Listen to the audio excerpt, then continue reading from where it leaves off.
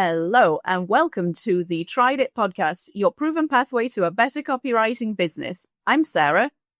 And I'm Nicole. And we are here today in our second episode talking about Joanna Wiebe's book, The Six-Figure Freelance Copywriter.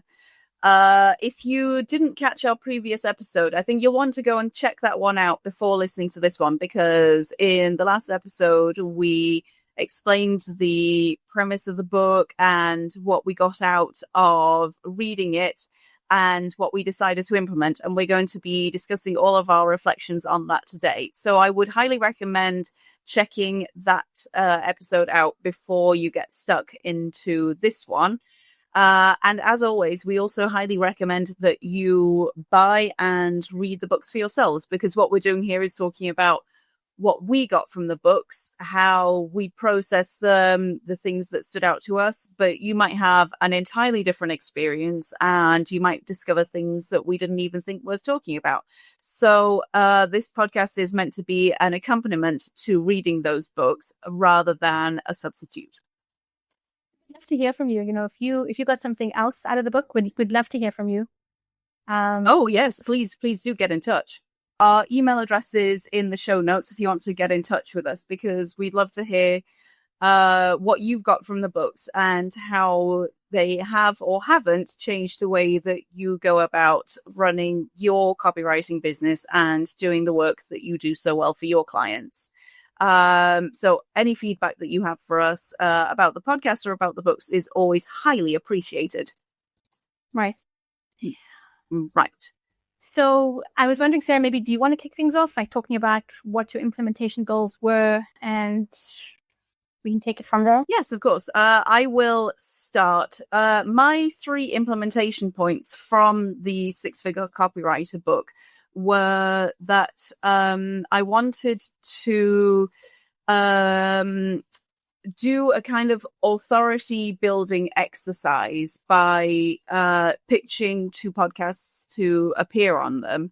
I would say this wasn't exactly inspired by one single copywriter in Joanna Wiebe's book. It was kind of a theme that came up that several copywriters mentioned, that authority building is a way to get yourself noticed by potential clients, but also more respected by those clients, so that when they hire you, they don't think that they're hiring some kind of underling who will also run and get the coffee. They feel like they're bringing on board an expert strategist who will guide them. That was something I think that Kira Hug mentioned, podcast appearances, and Joanna Wiebe in her own chapter of the book talked about authority building. So that was my first implementation goal. My podcast pitching actually went quite well. Maybe I've mentioned this on previous episodes, but I had a goal of pitching to podcasts this year, and I kind of let it slide by the wayside, and I let myself build up this huge mental barrier about pitching to podcasts. And when I got down to the nitty-gritty of it, it takes less work than I thought it would do. And in general, I had a pretty good response rate. So I got an appearance on a podcast off the back of pitching to them. And when I posted online that episode was released and that people could hear it, I had another podcast approach me and say, would you like to come and appear on our podcast? Which is great. Amazing. I would say to people who are looking to build their authority, particularly through pitching to podcasts, my advice would be most podcasts, unless you're aiming for the sort of top 1% of the 1%, most podcasts are more accessible than you think they are. And most people are more happy to hear from you than you think they are. Even if they say no, they quite like hearing from you, as long as your pitch is relatively well crafted, well thought out, not just a kind of scattergun approach. And you're solving a problem for them, because running a podcast is quite a lot of work. And if you're coming to them from the position of, I could be a guest and I could talk about this, for a lot of podcast hosts, they think, oh, that's great. Brilliant. Okay. When can we have you on? So don't don't do what I did and don't have this mental barrier around it. It's a fairly normal transaction in business. The other thing is, and I think that this will probably be a theme of this episode, appearing on podcasts and building authority is a long-term game. It's not a quick win. Because apart from anything else, each podcaster runs their podcast as they choose, but quite often you'll find that certainly the better quality podcasts will have a fairly long delay built in between the recording session and when they release that episode. I'm going to say minimum 2 weeks, but it could be a month, it could be longer. So you're not going to see results from it immediately. And even day one, when the episode is released, it's not going to dramatically shift people's perception of you overnight. It's something that takes time, which is why consistency is so important. So, I would say that from the point of view of ticking the box of getting the exercise done, pitching to podcasts, I have achieved that and I'm proud of it. From the point of view of, has it yet made me a six-figure copywriter? It hasn't, because there is no quick win silver bullet for that. It's part of the package. But equally, I'm not surprised about that. I'm not sitting here reeling in astonishment. It's just, it kind of reinforced to me that lesson of, actually, this should be probably maybe not part of your daily routine, but at least part of your weekly and definitely monthly routine to keep putting those feelers out there. Right. So that was my first implementation point. Amazing. And I think, like, to me, what I took away from what you just said, is that I feel that, like, part of the stepping stone to becoming a six-figure or whatever figure copywriter is systemization, like having a system or a built-in process that you do it however often. So it becomes like a part of your business, as opposed to like the desperation approach where like suddenly the pipeline is dry, you have no clients. And that's like when people often start acting and then it's like too late. Too late. And if you have and if you have the system and the process and you're doing it regularly, then it becomes like part of it. And like the other things come from it. Like what you said, it's a ripple effect, right? You appeared on a podcast, someone else saw it, someone else reached out, and like it's a ripple.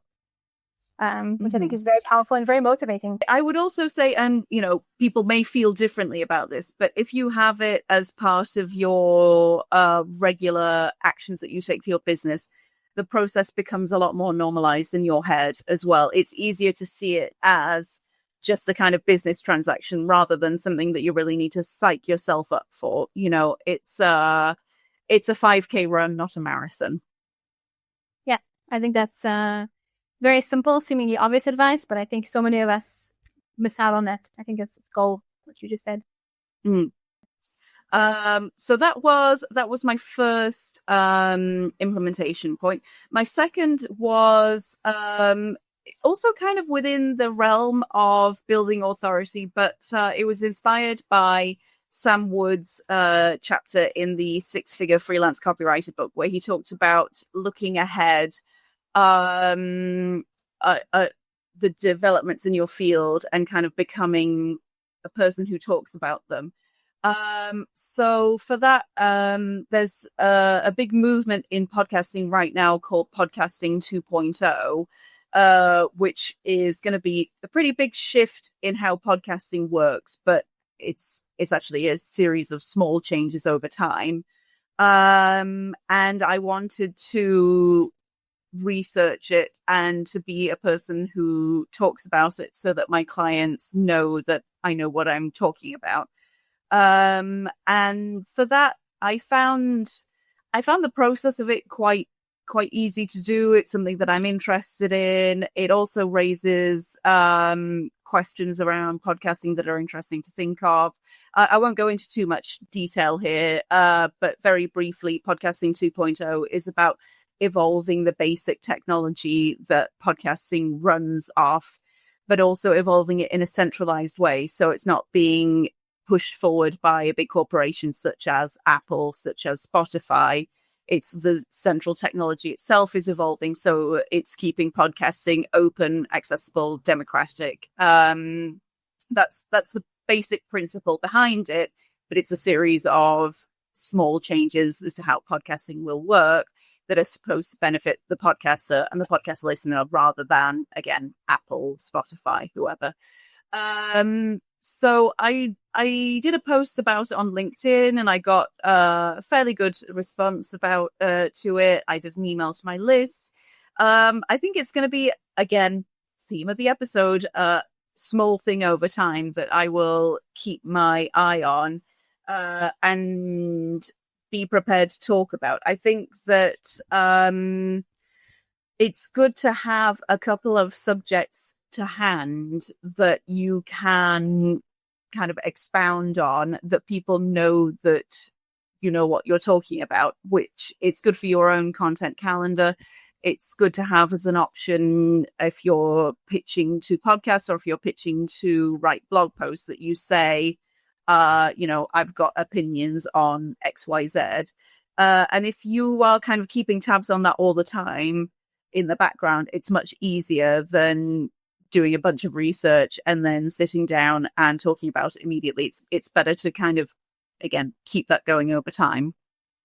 Amazing. I really like that. I think it's a really good strategy. I think it's very clever. A couple of the copywriters in the Six-Figure book talked about the importance of that high-level growth and strategic thinking, like really dedicating time to that. And I wouldn't call this high-level growth necessarily, but I think it's an important part of your role as a copywriter to know what's going on in your client's world. So whatever field of copywriting you're in, you're not just developing your copywriting skills, but you're keeping an eye on not only what's going on right now, but an eye on the horizon, and telling your clients that you know that as well. Don't be modest about it.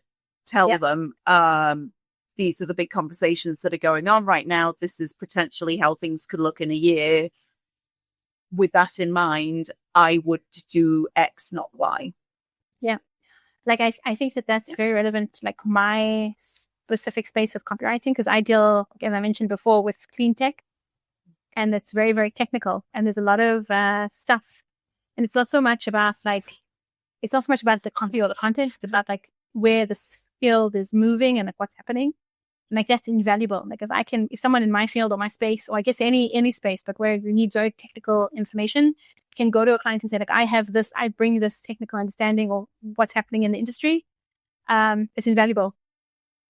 So yeah, I totally agree with you. Yes, I would say for that more kind of technical end of copywriting, this kind of thing is almost a basic necessity. And again, it doesn't have to be a massive deal. It could be 10 or 15 minutes that you set aside on an otherwise busy day where you think, I'm just going to take a little bit of downtime and just do some research. It could be a series of Google alerts that you set up for yourself. It could be about subscribing to news lists of other people in your industry, or listening to a particular podcast where they talk about it. There are a lot of different ways that you can do this research. But if you're not doing that research, you're almost committing to being on the back foot. So you need to keep looking ahead. So that was my second point. So again, this is something that I wanted to try and build into my routine. My last implementation point, I talked about on the previous podcast episode in slightly cagey terms, because it feels like it's a big change for my business. And unfortunately, my default mindset is change is to be feared, which is not healthy, but it is important. And again, this wasn't inspired by one particular copywriter from the freelance book. It was more kind of an accumulation, but a few of them did talk about the importance of investing in yourself and of being ready to pivot with the market. I think Isai mentioned that. I can't remember her surname. Isai Arazi was one who talked about this. So I wanted to offer a slight pivot in my podcasting services that I offer clients. And as well as just offering content repurposing, helping them to build an entire sales funnel to launch and sell products from their podcast. So that was the goal, and my concrete step towards that was to do a bit more training in email marketing first. I did HubSpot's free email marketing course, which I would recommend HubSpot to everybody because it's free. It's a pretty good resource. And I'd never done any sort of formal training in email marketing before. It's been the kind of thing that I've learned here and there from other training courses, but nothing that's dedicated 100% email marketing. And I wanted to try out a free course before I invested in a paid course. I would say overall it was a good decision for me to make, because in doing the free course, it made me realize actually I know quite a lot of this stuff already, and the bit that I don't know is the kind of the building the funnel side, both the tech and kind of the pressure points that you use to interact with different people at different stages of their purchasing decision. So I think it helped me to clarify what exactly I want to do. And I also decided in this process that I will be investing in it in the form of taking on a business coach or mentor to help me navigate this transition. So I think that for me, the money will be better spent on learning the funnel side and on having somebody that I can dump all of my fears and anxieties on as I go through this process. So in a way, it was slightly against what they said in the Six-Figure Copywriting book, because a lot of the copywriters that they talk about the importance of investing in your business as a form of growth, as a growth strategy.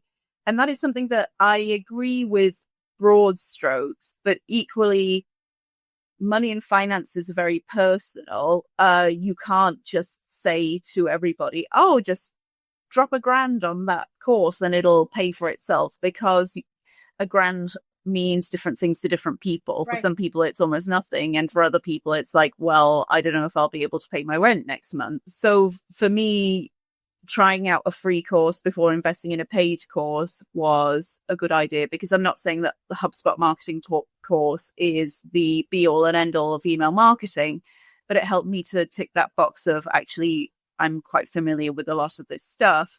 And so I need to get a bit more precise about where to spend my money. So that was how I experienced that. It made me also think about the importance of being ready to take a business pivot, which is something that they talked about a little bit in the Six-Figure Copywriting book. But it made me think, Joanna Wiebe might say this is outside the remit of the book. This is why I didn't talk about it. But I find this process of navigating change in your business to be a little bit anxiety provoking, and it requires a lot of self-confidence and a lot of strategic thinking. And not many of these six-figure copywriters really talk about the emotional side of running a successful copywriting business. And that was something that I only really realized in hindsight. But in a way, the book is almost a little bit black and white, and they don't talk about the stress, the self-doubt, the isolation, also the joy. There is joy in there too, but it made me realize that there was an element missing to the book that I only realized when I was kind of trying to implement some of these strategies for myself. You know, I think you touched on something very profound, especially now that AI is rearing its ugly head, because I think a lot of copywriters and content writers find themselves in this very painful position where they're looking at the market and they're having to kind of reassess what value they can actually bring and how they can stand out. And I think a lot of people are trying to pivot. And I think you nailed it. I think that like there is a lot of fear and self-doubt around it. And like a lot of people actually don't know what to do. Like I see it all the time. I'm sure you see it as well on LinkedIn. All these copywriters who are looking for work, who can't find clients, whose clients are accusing them of using AI. Like there's this huge shift happening, and like people are having to respond to this change. And I think you're right. Like I think that the book definitely didn't touch on that, on the self-doubt. Yes, how we navigate this. And again, Joanna Wiebe is free to say that's not the point of the book. And perhaps there are other books that are a little bit more self-help than business that talk about this side of it. But I want to be honest here. I want to be honest to you, Nicole. I want to be honest to the people that listen to this podcast. The learning how to navigate those emotions has been a big part of my own business journey. And it's something that can be difficult to talk about in an open and honest way, because you don't want to give your clients the impression that you're sort of erratic, and you have to take a lot of it on yourself, and you have to learn to be comfortable in the discomfort. People do talk about the struggles of freelancing quite a lot, but not necessarily how you feel it, how you deal with those emotions. And it's something that you can't put on your clients. It's really up to you to manage those feelings yourself. And it can be a difficult journey sometimes. It makes me think of, there's very little that Donald Trump and I have in common. Almost nothing, I would say. But the one thing that I do really hardcore relate to him on is, do you remember when he said that he felt like his net worth changed day to day? Right.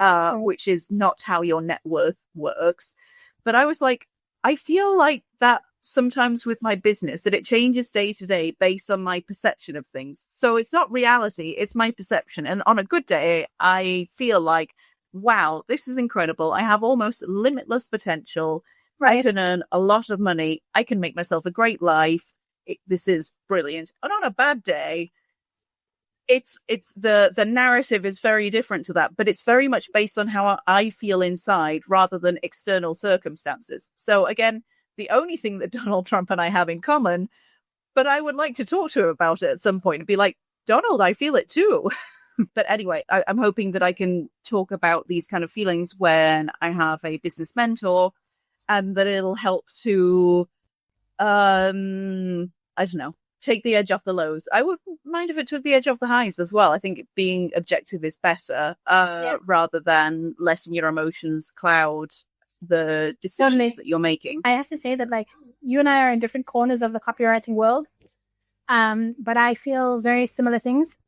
And I'm also in the midst, even though it wasn't part of my copywriting implementation task, just because of the way things are going, I find myself also contemplating my pivot, just because I don't like what I'm seeing, and I don't like the way the industry's moving, and I kind of feel like, I don't want to go there, but I kind of feel like 40 for me is approaching. Like, I'm 38, and I don't want to find myself in my 40s writing blog posts.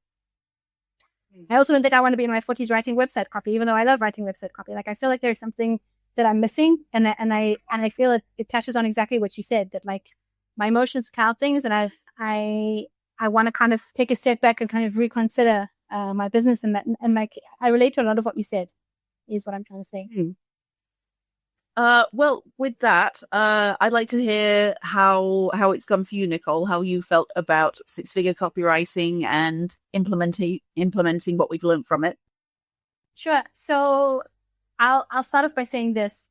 August in a lot of parts of the world, Northern Hemisphere, it's, summer, and kids are home. There was kind of holidays. And most years I fight that. And this year I didn't. I kind of just gave into the chaos and the fact that I have so little time to work, which means not only did I fall behind on client work, I kind of gave into that. And it was actually a very valuable lesson. And I want to kind of report back here, because it's not some sort of touchy-feely, emotional self-help kind of thing. It's actually a reflection of my business. I was telling Sarah, I was telling you before the episode that when I gave birth, I actually barely took off any time. Like I gave birth, and I think the next day I was working already. And it's not like I have a edge around me. It's insane. It's insane. But that's the kind of person I am. It's not that I'm super dedicated. I'm just like obsessive. And I very seldom give myself these breaks to reflect on business. And I did this year. Like this is the first summer that I've worked, but I've already been a lot of the time off with my kids, off. And I've been working in a few, and it's really giving me time to kind of like look at my business and look at what I want and like where I want it to go. And this isn't it. I can tell you that this isn't it. Like what I'm building isn't really what I want. Which is a weird thing to admit. Like I know I want to be in the clean tech space, but I think it's a kind of different part of it. So that's kind of something that came to me. So I've been considering a pivot, which brings me back to my implementation task. So my first implementation task was to pitch. I think I said 80 potential people, and I started pitching spoke. And in the previous episode, I talked about how I was going to split test them. I was going to use some with the type of message, and I was going to compare how they performed. The one thing I did do was I sent some invites to relevant people in the clean tech space without an invite, like without a message, just like connecting, and the other one with a message. And I wanted to see how those performed. I didn't send 80. Don't know how many I actually sent. And I must be honest, like it didn't really make a difference whether I sent a message, which was interesting because people still connected with me. And I don't know if it's because like in my profile, it's very clear like who I write for. I was going to say, I think that reflects well on the quality of your LinkedIn profile then, that people are interested in connecting with you if you just send a connection request without any kind of information or context. Yeah. So there's that. And anyway, like I think one of the things that I got out of it is that like I really want to rethink the whole process, because I hate pitching on LinkedIn. I feel like it does feel spammy, even though I will say like one of my biggest clients in the clean tech space came from pitching on LinkedIn. But I think it was luck. It was a kind of, I pitched this client, they responded and they said, "Oh, you know about energy storage?" I said yes, and like it was kind of like right time, right place, right time. They were looking for a writer. I happened to have the skills. Like it was a match made in heaven. So there's that. Like in terms of going forward, it will bring me to my last implementation point about how I plan on addressing that. My feeling of LinkedIn right now is that like people are swimming in people pitching them with leads, and I also like I know that Joanna from the Copywriter Club, from Copy Hackers, and from this book that we're reviewing, she launched a program just for the summer. I don't know if you saw it, but it was basically about like how people take off over the summer and how you can stand out. Yes. And so I thought like it would be a good opportunity to stand up, but I just didn't. I just kind of gave in. So yeah, that isn't very successful, but I will explain when I get to my last implementation point, like what I'm going to do about it and how I'm going to handle this whole pitching thing, because I don't particularly like pitching and I don't want to. So that was the first implementation point. My second implementation point was about I was going to send like snail mail packages to potential clients. I was going to make a list of clients, and I have a list of like I made a list of like the clients I want to target. And I was going to use a site called Punk Post, which I don't know if you've heard of them. They do these beautiful, like they're artists who do these handwritten cards, but they've closed the site. They shut down, which is like, I used it in the past. I would send like these handwritten beautiful cards to clients. I sent them when I started working with them. I sent them like a thank you card. So I actually didn't do that, which maybe isn't a bad thing considering the fact that I'm thinking about pivoting. So there's that. And that brings me to my last point. So my last implementation point was about launching a specific newsletter that would be very tailored to people in the clean tech space. As a way of differentiating myself, as a way of kind of standing out. And so this is what I've started working on. It's a lot of work. I started working on it, and basically my plan is to use this as a strategy to get clients. Because this isn't something anybody else in the clean tech space is doing. And it builds on a lot of like what you said about building like expertise, because this would help differentiate me as someone who knows, I don't want to give away too much about the newsletter. Yes. Because but my plan is to use this as a way of getting clients because it will kind of differentiate me as somebody who knows stuff about the clean tech space. Interesting. Yes. Would that be then instead of you sort of pitching clients and say, hey, work with me, you'd be doing more outreach and saying, hey, maybe you'd be interested in my newsletter. And then the newsletter is kind of the pitching strategy for you. Yeah. So the idea is that like I would continue just pitching, like just connecting with people, and then they would see this newsletter, and like I want to shift all the content I'm sharing as well. So like to the content that I've been sharing, like that's kind of like what I've been thinking about on my time off. Yeah. So the idea is it's completely changing my strategy. So like as opposed to just I want to move away from offering kind of like copywriting tips to talking industry specifics. And the newsletter would be a huge part of that, focusing on industry specific information. And so my whole strategy will be built around this. My whole strategy will be built around this industry expertise where I'd have this newsletter, I'd have these posts, which are industry specific, and then I would use the connecting just to kind of get my profile out there. So that's kind of like what I've been thinking about. Whether this is the path to a 6-figure copywriting business, I don't think so. But I do think one of the things that I took away from this time off and reflecting also on the book is that like, I think copywriters need to find a way to differentiate themselves. Yes. And for me, it comes down to these things. I think that that's an interesting strategy to have. And as you say, differentiation is very important. And it touches on a couple of the themes that came up in the book about building your authority, networking, kind of getting your name out there. It makes me think as well, when you say, I don't know if it's a 6-figure strategy or not, I don't think that many of the 6-figure copywriters that were interviewed as part of the book knew definitively if their actions were going to be successful into leading them towards a 6-figure business or not. I think sometimes you have a hunch that something is a better use of your time than doing something else, but you can't be sure. But I think it contains what you're suggesting contains the elements that the copywriters mentioned as part of their strategy. So I think it'd be really interesting for our listeners to get progress updates from you and hear how you get on with it. Yeah, and I think like it comes back to what you said earlier. Like I think this is something that is a long-term strategy. Something that we'll see progress over time. Like I'm going to spend the next few weeks like building a system where I can kind of build this newsletter I want to build into my processes and this new way of posting and this new way of connecting with people. The thing that I got out of both this book and the time I took off, like without meaning to take off, is that even though I've been running a business, I haven't really been running a business. And I know that sounds very weird, but like the fact that I was intentional for the first time ever about time I took off, made me realize that like I haven't really been in the driver's seat of my business.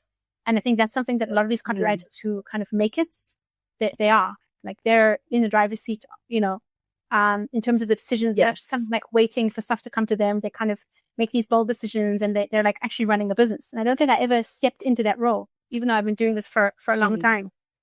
So I think that that's something that I definitely got out of this. Yes, I think that any of our listeners who have been running a business for more than a month will understand what you're saying, and that there is a big difference between working on your business and working in your business. And it's very easy to get into that kind of execution phase of just kind of getting stuff done. And it's hard to pull back and to think about where you want to go next. And as you say, to put yourself in the driver's seat. But it's so, so important. It makes me think of, I have to say, the part of the book that's really stuck with me the most out of all of the advice that was there, it was from the introduction by Joanna, where she says that, where she's talking about kind of how to use the book. And she says that if you want to have a 6-figure business, first you build your 6-figure vision, and then you execute on that. If you're just kind of looking short term and you're making decisions based on, here's what I want to do today, here's what I'm going to do tomorrow, you're not you're probably not going to make it to six figures because you're never giving yourself the time to actually grow intentionally. And I think that intentionality and the vision it's not the key thing, but I think it's stuck with me as an important part of what you actually have to be able to do as somebody who is a freelance business owner. Also, building on this, what you just said, very few of the copywriters featured in the book made the six-figure income just from copywriting. Like, I think there were a few of them, but the majority of them, there was something else. There was some sort of strategic offering, and there was something else. It's about taking these skills and like seeing how can I pivot or offer something else or like be more strategic, which is, I feel like, the place that I'm at. And it sounds like also where you're at as well. Yes. Overall, I think that, I came across the book, or we read the book at a good time, certainly a good time for me. And it gives a lot of inspiration. So it's a book that I would recommend to copywriters to read. If you've reached kind of a level, maybe you hit a bit of a plateau, this book will at least give you inspiration to grow, but it won't give you a kind of step-by-step blueprint to growth. It's kind of it's more of a smorgasbord of ideas of what you could do next with your business. But you still have to be the one to carry it out yourself. Nobody's going to do that for you. But it's really important as you read the book to take those ideas and implement them yourself, because nobody will give you a six-figure business. You've got to work on it yourself, and you've got to really be prepared to execute, to have the ideas, to execute on those ideas, and to ride out the moments that feel difficult and uncomfortable, because that will ultimately get you towards the growth that you want to see. I also think that this book has come at a good time, I think, for all copywriters because of what's happening in the industry. I don't want to sound like a broken record, but I think there are huge changes happening in the industry, and I don't think this is the end of copywriters. But I do think the clever copywriters are kind of watching what's happening and trying to see what they can offer to complement the market. Like, I don't know if you're seeing this, but I'm seeing a lot of my clients, maybe smaller clients, who are like, we're not getting rid of copywriters, but they're definitely downsizing and they're using more AI. Yeah, so I think the book has come at a really, really good time, I think, for everybody who's thinking about like what they can offer. And I don't think this is the end for copywriters. Like, I'm not a doomsayer. I don't want to be dramatic, but I do think that like this book, as you said, it's a smorgasbord or like a Pinterest for copywriters in terms of like ideas for where you can take your business and how other people made their business success. And on that note, this might be a good time to talk about our membership, which is a really, really cool place, and we hope you'll join us. But I'm going to let Sarah tell you more about that. Yes. So if you're the kind of copywriter who has a lot of business ideas, but feels reticent about implementing them, the Tried It podcast membership is a great place for you to start, because it is a commitment for you to investing in your own business growth. When you join the Tried It podcast membership, you will have access to the podcast just like everybody else, but you will also get a weekly email which contains ideas from Nicole and I that we picked up from the books that we're reading, from other things that we're learning, thinking about. So it's ideas from us, and it's also a weekly exercise that you can do in your own time. And it's a way for you to really commit to growth, because you're going to be learning new skills, but most importantly, practicing those new skills.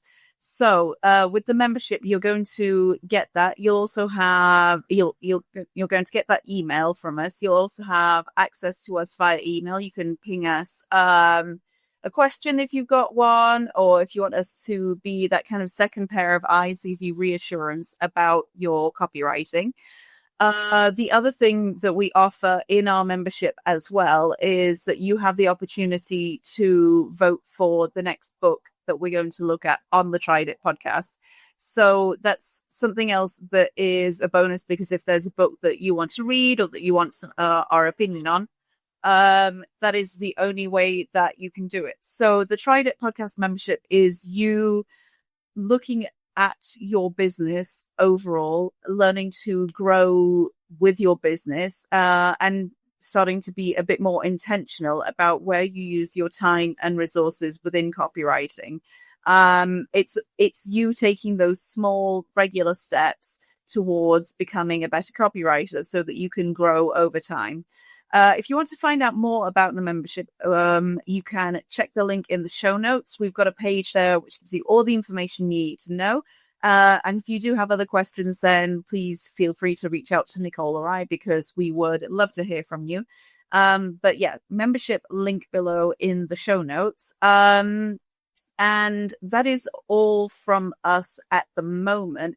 We are going to have one more episode in this season of the Try It podcast where we talk about our reflections from the overall season, what we've learned, what implementation points we've carried on working on, our kind of behind the scenes thoughts on the Tried It podcast.